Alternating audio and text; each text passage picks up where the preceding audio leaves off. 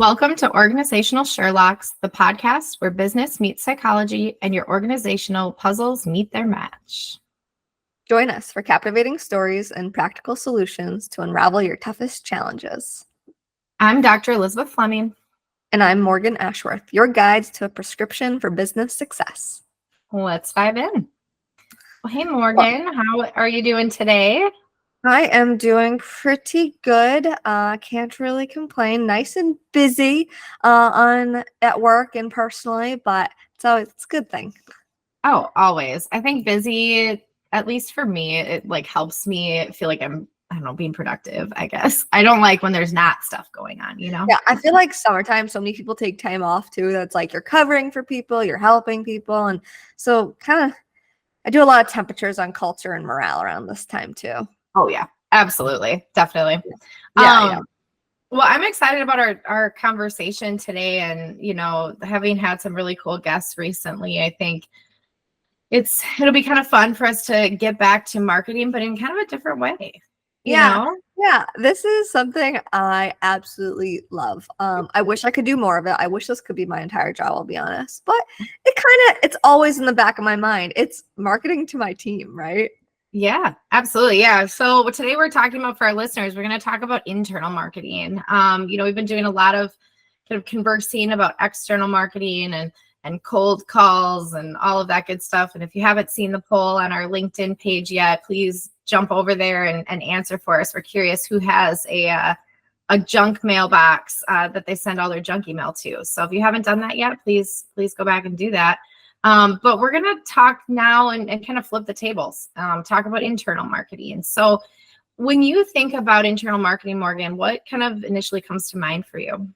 Yeah. So what comes to mind is, marketing a company to its employees, marketing a company to its people. So, marketing its mission, marketing its values, making sure people are aligning with it.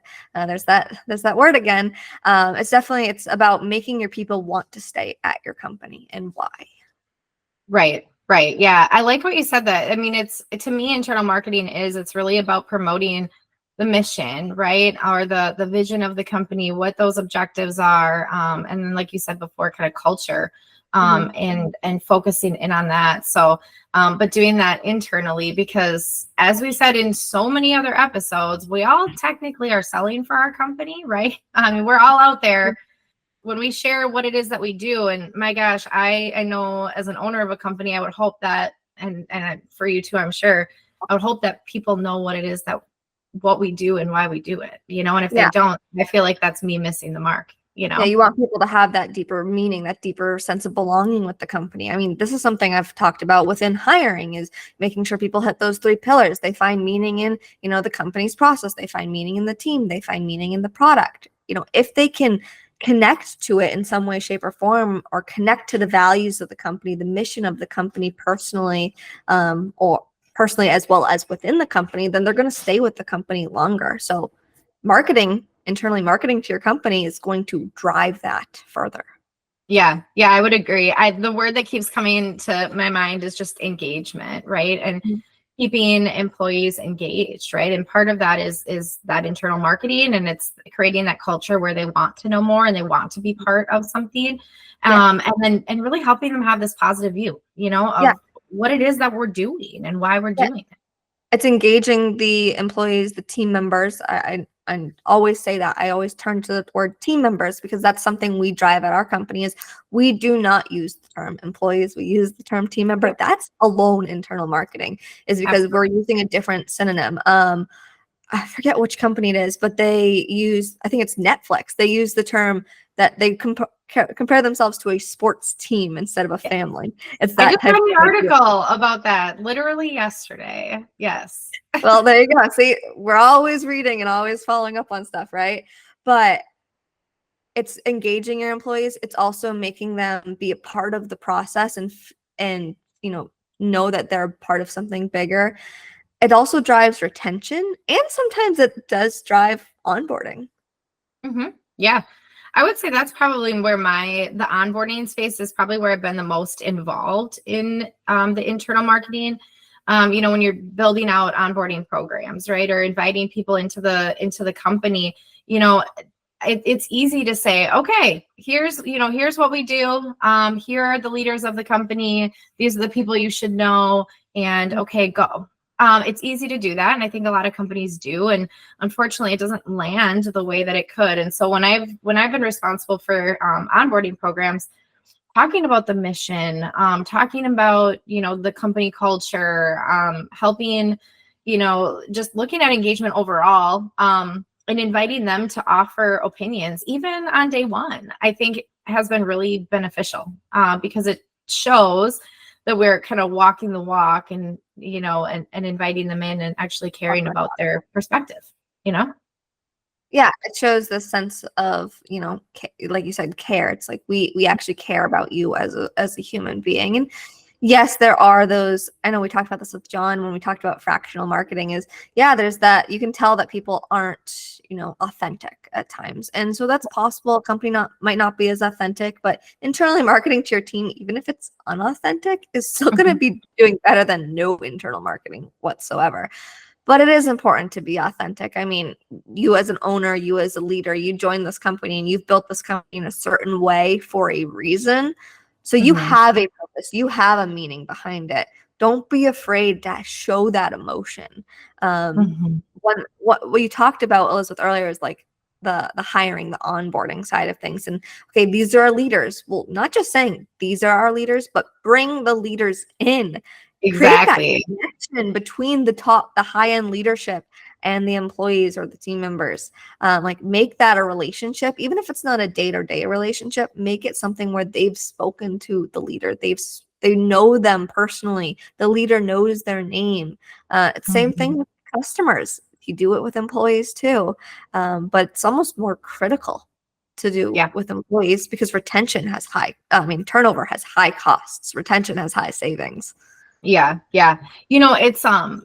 It's interesting because I mean I think there's so many like company sizes out there, right? And I've worked for some smaller companies, I worked for some medium-sized companies, and yeah, I mean I think that bringing them in, right, bringing the CEO in or the chief people officer or whatever it may be, just to introduce themselves and say, hey, you're going to see me around, right?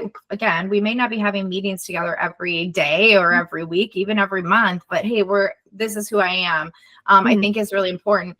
When you get into some of those really large companies, it may be harder for, all of the leaders, especially when it's really kind of, or what is the word I'm looking for? There's lots of leaders across the board, right? Yes. And lots of divisions or whatever it is. It may be harder for them to really be connected as much. And I would argue that those companies, it's even more important that they come to onboarding. Take 20 minutes out of their day, even though we know it's really busy, to just say, hey, welcome. I'm happy that you're here. Well, right? A lot of large companies do mass onboarding where they'll bring a bunch of people on at once. So it should be pretty easy to, just have 20 minutes from the CEO. Another way, though, I know that large companies do it is when you're doing like a company newsletter, make there be a quote or a message from the CEO, from those leaders, so that they're constantly communicating in some way, shape, or form, even if they're not, in person present with them doing the work side by side with those team members. Absolutely. Yeah. Because I mean, ultimately, whether you're working with someone day in and day out or not, I mean, you're all working within the same machine, right? Yeah. Like, so you have to have those relationships, and trust, I think, is a huge part of it too. Yeah. Trust that what your leaders are doing, is the right thing for both the company and for you. Right. And it's hard to have that trust if you don't know somebody. Yeah. It definitely is hard to have that trust. In order to build a followership in the team and as a leader, as an executive, you need to build that trust. You need to be a true leader. And to be a true leader, you have to have that personal connection. Now, absolutely. Speaking of connection, a lot of people don't realize that, the marketing department might involve themselves with internal marketing, but I feel like there's another department that typically we see internal marketing fall more under. Elizabeth, I'm sure you know what I'm getting at. I can see you smirking. I do. Yes. HR? Yes. So the HR team typically actually drives internal marketing. It's not usually a separate department doing it. It's usually all within the HR team. Usually those company newsletters, those company wellness letters, anything going out along those lines typically is driven by HR, because HR is in charge of engagement usually. Now, for smaller companies that don't have an HR department, they might outsource HR. Perhaps it is a high-level team member that does it, a leader that does it. It could be the executive officer that does it. Who knows? Right. Or it could just be one of those individuals on the team that volunteers to do it and enjoys doing it. That's okay. It doesn't have to be HR either. Absolutely. Yeah. Well, and I've seen like kind of be a joint venture, in all honesty, between marketing and Yes. HR. In my experience, there's like, yes, the administrative tasks of those two areas are different, right? HR is different than marketing. And it's really cool when they come together to create this, like, like the message that we're going to send. And like, so for example, where at a place that I was working before, I worked very closely with our marketing team because we wanted to do newsletters. So we had employee resource groups that we wanted to kind of let people know what are we doing. And so we'd send one out on a quarterly basis. Well, guess what? They set up the template for me, right? They built it, made sure it was branded and looked great and all the things. The brand I wrote the content. Yeah, like I wrote the content, being part of the HR talent development team.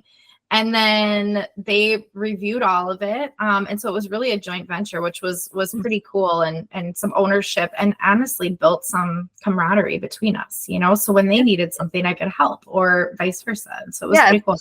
It builds interconnections within the team as well. Kind of builds more that matrix type of structure and less of the true like hierarchical, like separated structure.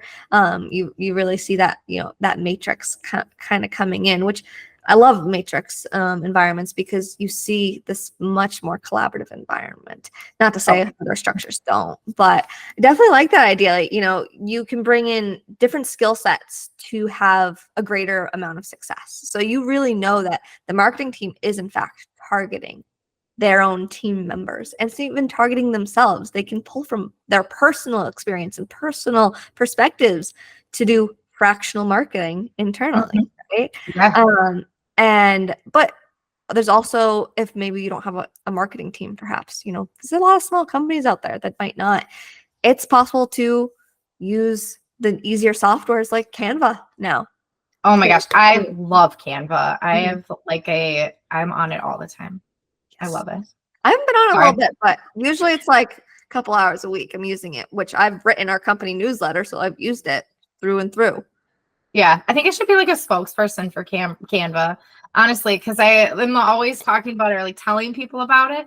There'll be times where it sounds terrible, but like in my volunteerism, kind of in the nonprofit world, other people are like, "Oh yeah, I'll take it out." I'm like, "No, I want to create the flyer, because I just want to mess around with Canva." It's weird, but I love creating graphics. I think creativity sometimes falls in our realm. I think it has to.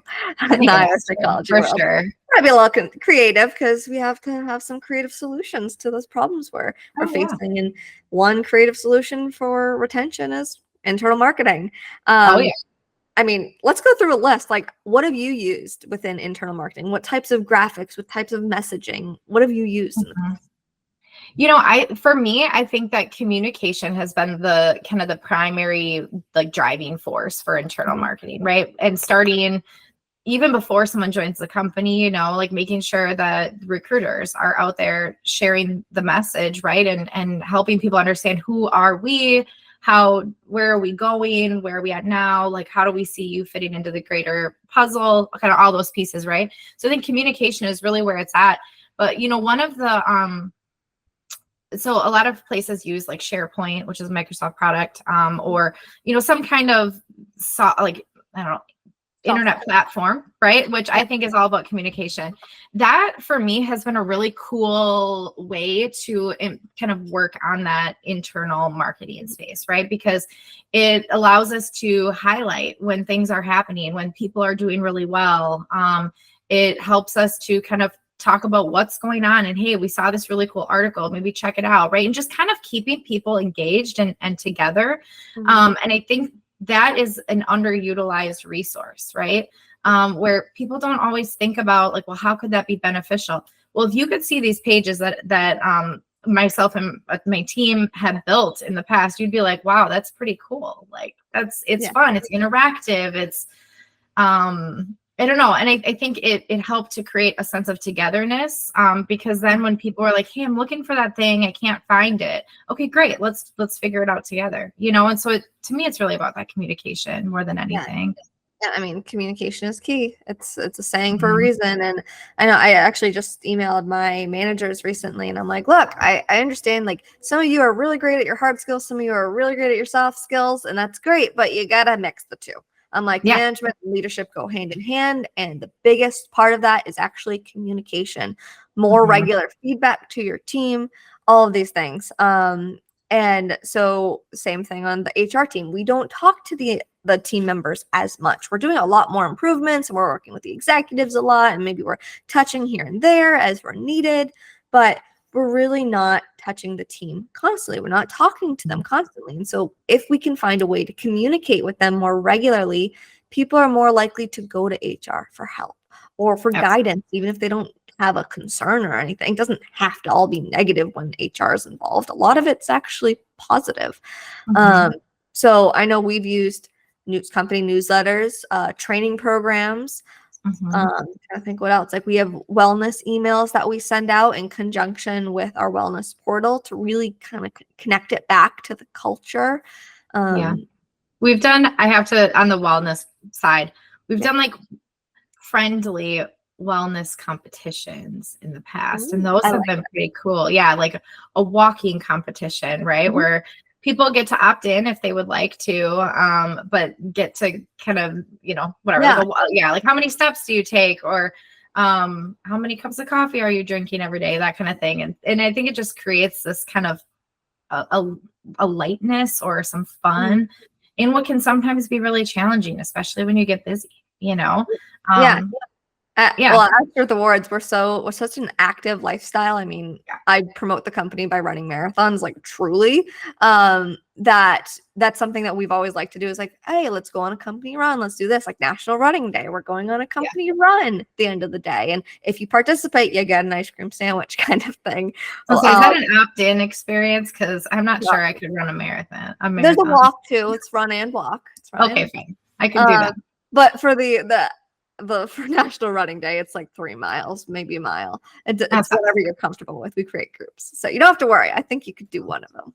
Um, but no, like it's definitely about like communication, constant communication, and graphics too. Like text alone is not going to capture people's attention.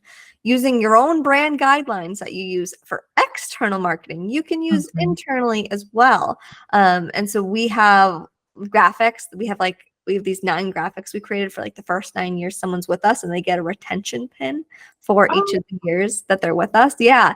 And so there's like a cute graphic that goes along with them, and it kind of shows you the different departments and the different meanings behind Ashworth Awards. So we have our sustainability word graph. We have our we picture our art department in like graphic form. We picture part of production in our graphic form.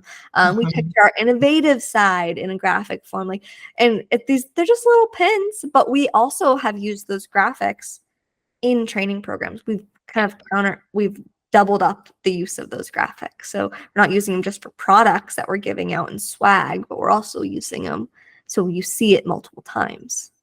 Absolutely. I think that's really cool. I mean, I think it's recognition too. I mean, that is a part of it. I know I had a conversation with somebody recently about like employee recognition programs and whether that's good or bad, or if you have employee of the month. And there was definitely some different opinions on it. So I'm curious what your opinion is, if you don't mind me putting you on the spot and asking. I'm not surprised. I mean, again, right. But just because like I was thinking, and I honestly, and maybe this is my own bias, but I was thinking, well, everyone would love to have an employee recognition program. Like, why wouldn't you like that? But then hearing some of the viewpoints of these people that I talked to in my networking group, I thought maybe I haven't been thinking about this in the whole kind of realm. Yeah. So, funny enough, I've actually done, I have a whole recognition program that we have. Like, it's a very kind of informal one, but it's meant to be informal for a reason, because it's not just based off of like productive outputs. Right. So it's not like you don't get tunnel vision as an employee for this recognition program. It's like you don't know when this recognition program is going to hit you. Anyone know about classical conditioning and the idea of continuous non-trackable rewards? Like, that's how you create behavior and keep it going. That's how this rewards program is based. And there's lots of research saying don't create rewards that are solely productive output based, because it creates that highway tunnel vision. Go back to driver's ed if you don't know what that is. Highway tunnel vision. But so when our program, it's actually, you can get it a reward multiple ways. You can get a reward by getting nominated by a team member of yours. So a team member could nominate you for a award. Doesn't mean you're going to get one, but you can get nominated. And oftentimes it leads to one. It's just a matter of this many months, like this many awards per month, yada yada. The manager can ask for a reward. Typically they're going to be given it, or the HR department. Another way that HR connects back to the team. And those rewards are $5, $10, $25, $50. There's all sorts of increments of experience-based gift cards. So it could be lunch. It could be something that you could do externally outside, like going to a movie theater, going to an escape room.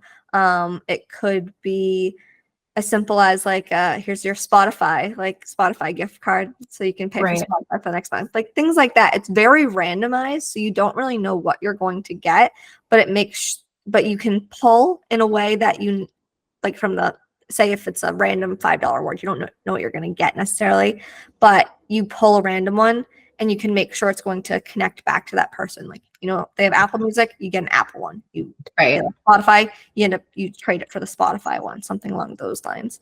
But it's rewards based with gift cards and experiences, and trying to push that idea. There are also our rewards for awards as well. I mean, we're an awards manufacturer. How can we not give awards out, right? I mean, yes, absolutely. And those are a little bit more productive output based, but they're also culturally in tune. So, if you have, like if you're showing high level of innovation, if you're showing a high level initiative towards sustainability, those things we recognize for on the awards basis. Yeah. I think there's even a movie called Employee of the Month. I can't, it was like 2006, 7, somewhere in there. Anyway, not the point. It's just, I think that when people think of Employee of the Month, if you haven't seen the movie, it's pretty funny. So I don't know, it's good. But like, I think people think about just that productivity, like the output side of it, right? And like, that's what it means to be Employee of the Month. Like, I have to work and work and work and work and work and be the best at what I do to do, or to get the Employee of the Month or Employee of the Year, whatever it is. But what I will say is that I think there are so many different ways. What you described is a very different way of applying a similar concept of recognition, right? My experience, it's been where there's like an employee of the quarter, and it is, you have to be nominated it can be by anyone in the company, right? And then whoever those nominees are for the quarter, it gets sent out to the rest of the company, and then the rest of the company gets to vote, and it's vote based. So it's completely peer related, right? So, and then the fun part too was like, if you were employee of the quarter, then the 4 employees of the quarter get put into a nomination for Employee of the Year, which was pretty fun. That's cool. I like that. Really pulling the democracy that we live in here in the US. Yeah, it was, and it was nice because it wasn't necessarily about what you were, like your productivity, a lot of it, for a lot of the people who got it, was because they were willing to just step out of their department and help someone. They were they were, volunteer based type employees. I feel like that's definitely what our program tends to drive into, is those team members. Yes, we have, productivity as well, because that's important, but you gotta have a balance between the two. You can't outweigh or overweigh like one over the other. Absolutely. So important.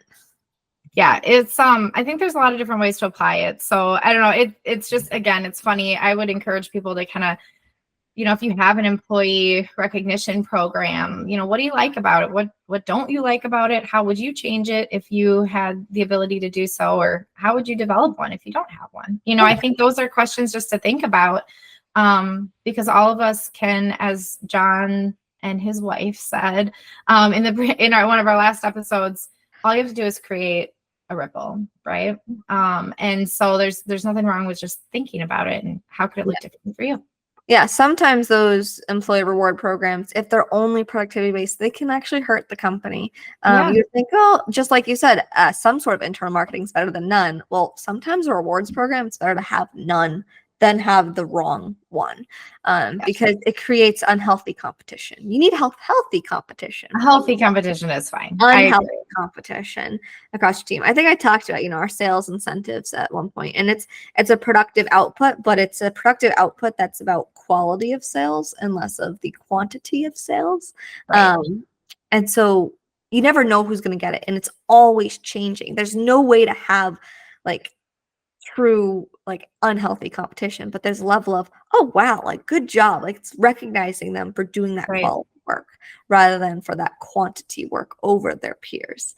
Absolutely. And yeah, I love doing that. It's definitely an important part of internal marketing is rewards programs, because it's the company rewarding their team. Internal marketing with just graphics and just emails and communication isn't always the only route you can go. Communication also applies to recognizing your employees, valuing them. You won't think it's a part of internal marketing, but it is. Just like you would reward maybe a customer that's a loyal customer, you also should be rewarding a loyal employee. We seem to be on the same bandwidth today, because that was almost exactly what I was going to say around valuing your employees. I was going back to as a company, when you do recognize people, you're walking the walk. If you say we value our people, we value, the people we work with every day, then recognizing them, whether that's formal or informal, is walking the walk. And that is internal marketing. Yeah. And even if you're having valuing employees is not to say that you don't have issues in the workplace, that people aren't making mistakes in the workplace. It happens. We are humans. We make errors. And so if we can, drive the fact of internal marketing in a sense of training, and these are your expectations. I mean, your job description is internal marketing if it's written correctly. Our IO psychology behind the scenes helped me rewrite some of our job descriptions, and it's a beautiful look of expectations and what it driving into those. And so if you can drive those expectations, you can internally market to help correct behaviors too. Absolutely. And you know what? Honestly, I think that you can recognize people whether they're doing exactly what needs to be done, and whatever. Productivity is great. You can recognize that. But you can also recognize people for taking a risk and trying something new and promoting an innovative strategy. That is something that, even if it doesn't quite work out, that's okay. Right? Yeah. I think that we sometimes miss that, hey, you tried really hard and I saw the effort you put in. You deserve to be recognized for that. Exactly. It's you've been doing really well. You've been working very independently, or this was an amazing idea, an amazing suggestion that we didn't take into account, but could have, had we not had this other opportunity. It's bringing in this sense of deeper meaning. I'm going to keep saying it. Deeper meaning, deeper belonging to the company. You are making the company drive the direction it's going, it's not top down. It's bottom up, or it's a mixture of the two. And so that's what internal marketing does. It connects it. So it's not bottom up or top down. It's both. So both can happen. The one thing I do want to touch on, though, is some people forget that internal marketing, so when you're marketing to your team or your employees or your company's mission, it is used externally too. So just like you target your employees with values and mission and whatnot, you could use that with customers. But most importantly, you're using that with applicants when you're recruiting and onboarding. So we talked about onboarding. So if someone's been onboarded and we're doing this internal marketing, but it also should be used while you're promoting the company for applicants. I agree. Yeah, I agree. And I think that, I've worked with a lot of companies who maybe, maybe they've gone through some rough patches, or they're trying to kind of, build up their reputation from an employee standpoint, or whatever it is, culture standpoint, all of that, right?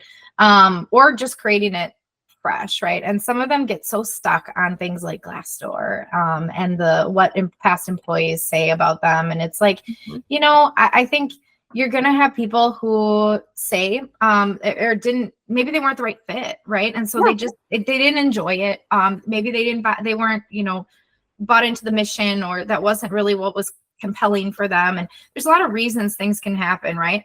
And what I'll say though is, as a company, even if you get some not so nice words on like a Glassdoor review or something like that, the way you respond says everything. And that is both internal and external marketing in my mind. It would be easy to be defensive, and say, well, no, we would never do something like that. You're lying, blah, blah, blah. But that's not going to help you. Like show them actually what you are all about. Like, thank you for the feedback. This is something we will definitely keep in mind in the future. And we welcome to have a further conversation with you so we can continue to get better. Yeah. Like, that is a completely different way of responding to a bad review than getting defensive. And I've just seen so many companies who get defensive. And even like if I'm looking at, wanting to go to a restaurant, or looking for, somebody to help around the house or whatever it is, I read some of the reviews, and sometimes I'm going, oh man, why'd you have to say that? I even think of like, so a lot of people probably know, like, Wendy's is known for its very funny tweets. Or responses to tweets, and like having that comical view of things too. Like, if you get a bad review, like, instead of being defensive, defensiveness has been shown to, like, it's kind of like the idea of gaslighting. Like, defensive, when you're overly defensive, it's because you actually did something wrong. But if you're defensive in a way that might explain your reasoning, but also shows empathy, shows sympathy of some sort, then clearly you're doing something right on your side. You shouldn't just be defensive and like, no, that like brick wall type of like, don't even talk to me. Absolutely. But it's so funny that you say that, Elizabeth, because you would laugh at the email string I had with a past employee last week, because they emailed me. They were let go during their introductory period. Unfortunately, it was deemed not a fit, and the employee responded, or the previous employee responded very harshly towards me, because it had only been they'd only been in their introductory period, and yada yada yada. And I was like, well, it's your introductory period for a reason.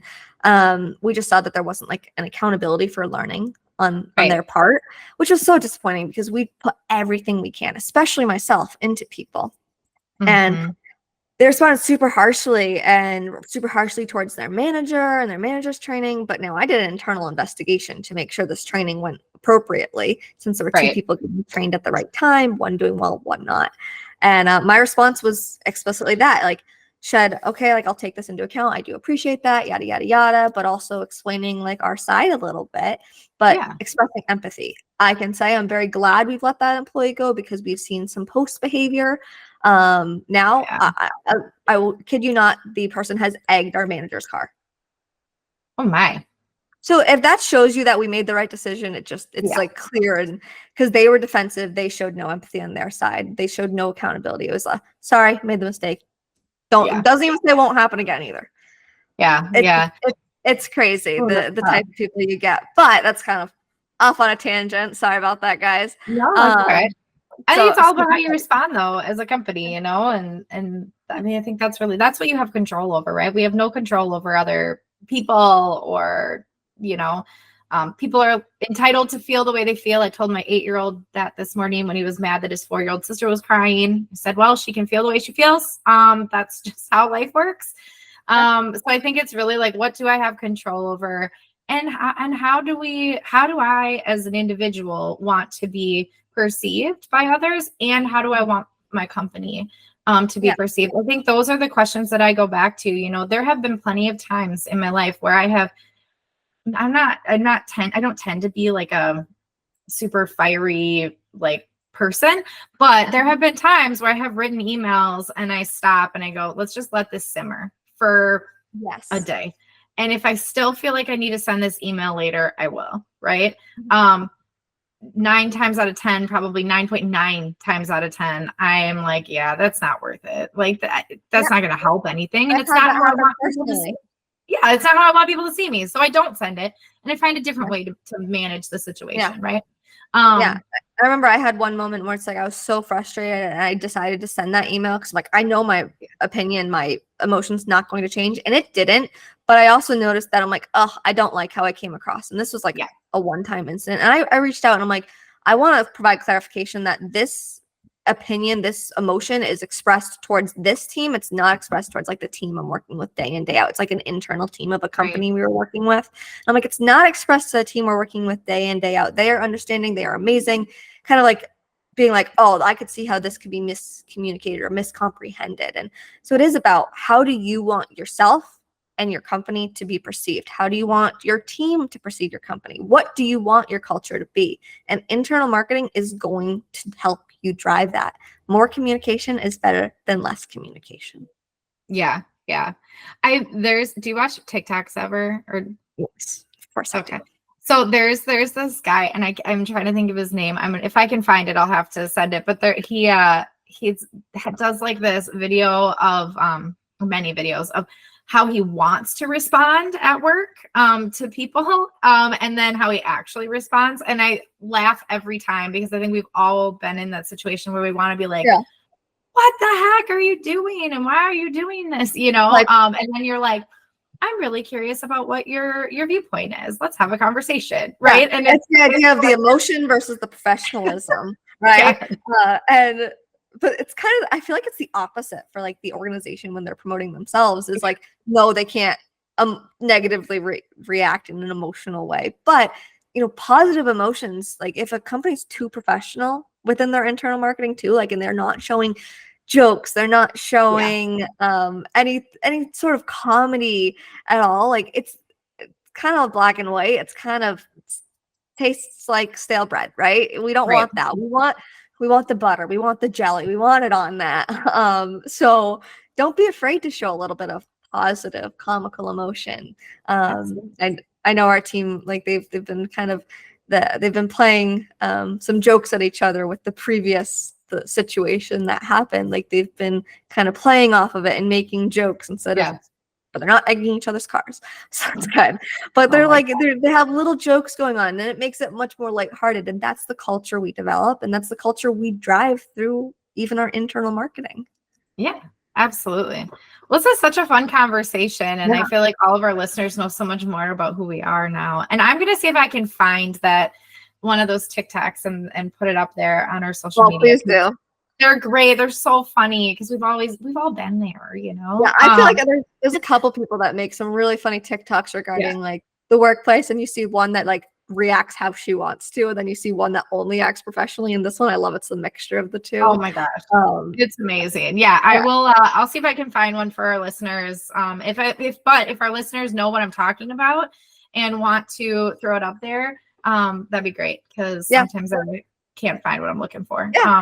But send us over what you guys are doing for internal marketing. We want to know. And if you have a rewards program or you want to develop one, don't be afraid to reach out. We'd love to give you some informal advice. We'd love to have a little, some small talk, some little connections, and see how things progress.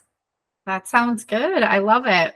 Well, we will wrap up today's episode and say that this concludes another intriguing episode of Organizational Sherlocks. I'm Elizabeth Fleming. And I'm Morgan Ashworth, reminding you that the journey to success is an ongoing investigation. Always remember to stay curious, stay strategic, and keep utilizing insights to decode your business mysteries.